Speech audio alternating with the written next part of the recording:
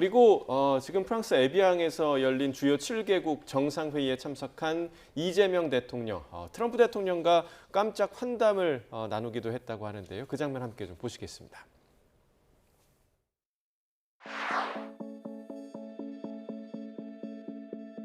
I'm so happy with this.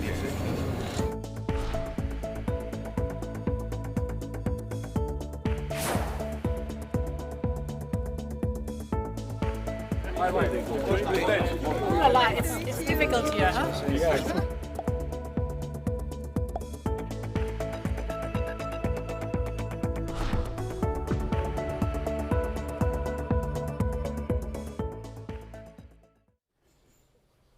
아주 짧은 만남이긴 했습니다. 30초가량 이야기를 나눴다고 하는데 그 30초 안에 지금 북한 문제 이야기를 나눈 것 같더라고요. 좀 의미 있는 대화라고 보셨습니까? 뭐 그런 부분이 좀 있는 것 같습니다. 그러니까 트럼프 대통령이 먼저 질문을 했더라고요. 그러니까 한반도가 어떻게 돌아가고 있느냐라고 하는 것은 그러니까 공식적인 부분에서 왜 이 얘기를 했을까라고 하는 건데, 그러니까 G7에 가서 이란 문제 이제 끝났다라고 선언했거든요. 그리고서 그다음 문제는 이제 우크라이나 문제다.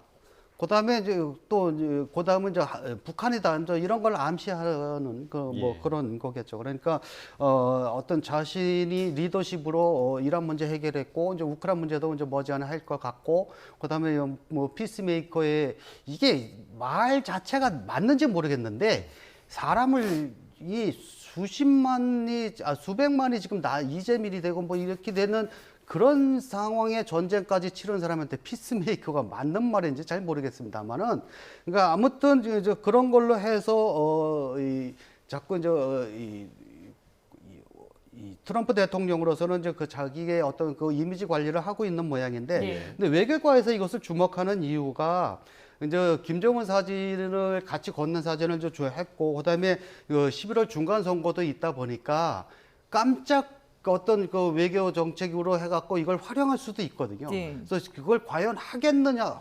근데 트럼프 대통령이라면 할 수도 있습니다. 그러다 보니까 그게 가능성이 있는지 없는지 이제 이런 걸 이제 따져봐야 될 이제 그런 문제 있는 것 같습니다. 예, 트럼프 대통령이 이런 상황들을 활용할 것이다라고 이제 전망을 해주셨는데, 그 일환 중에 하나가 이제 노벨 평화상 얘기가 예전부터 계속 나왔었잖아요. 트럼프 대통령이 원하고 있다 이런 얘기들이 있었는데 실제 가능하겠습니까?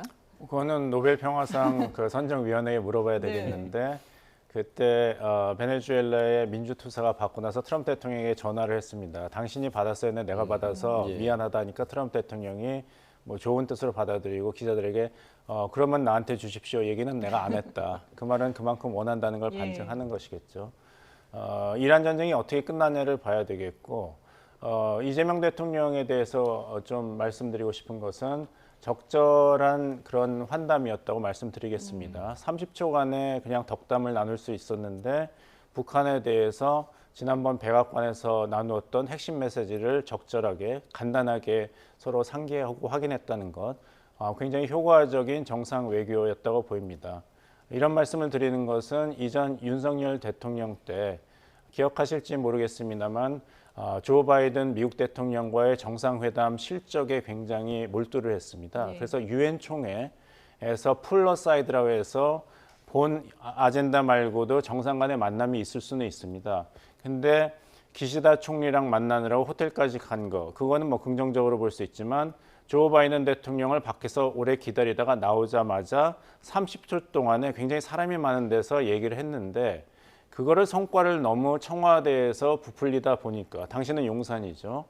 만남은 40초 정도였는데 그 성과를 설명하는 실장의 설명이 2분 이상이었습니다. 그런 무리를 경험을 했기 때문에 오히려 이재명 정부는 너무 이 성과를 부풀리지 않고 그냥 북한 문제에 대해서 서로 키포인트를 확인을 했고 더 이상 큰 얘기는 안 했다는 식으로 대응한 것은 우리 정부가 바뀌면서 어떤 긍정적인 학습 효과가 있는 것 같다는 말씀을 드리겠습니다.